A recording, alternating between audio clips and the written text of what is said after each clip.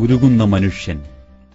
നിങ്ങൾ പിന്തിരിഞ്ഞോടുന്ന മരണമെന്ന യാഥാർത്ഥ്യം ഒരു നാൾ നിങ്ങളെ പിടികൂടുക തന്നെ ചെയ്യും.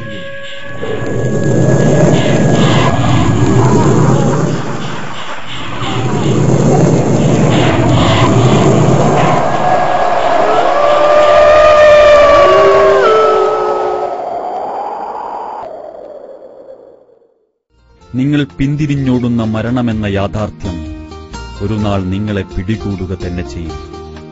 അത് എപ്പോൾ സംഭവിക്കുമെന്ന് നമുക്കറിയില്ല. മരണത്തിൽ നിന്ന് രക്ഷപ്പെടാനും കഴിയില്ല. ക്ഷണികമായ ഈ ജീവിതത്തിനു ശേഷം ശാശ്വതമായ ഒരു ജീവിതം വരാനിരിക്കുന്നു.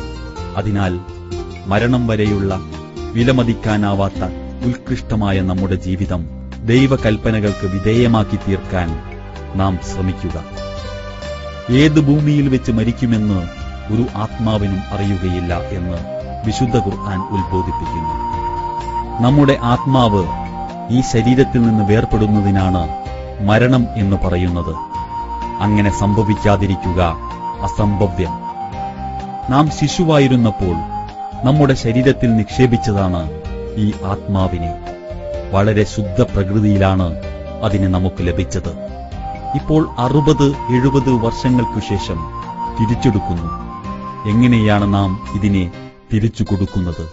നമുക്ക് നൽകപ്പെട്ട വിശുദ്ധമായ അവസ്ഥയിൽ തന്നെയാണോ, അതോ അതിനെ മലിനമാക്കി ചെളിയിൽ താഴ്ത്തിയ അവസ്ഥയിലോ?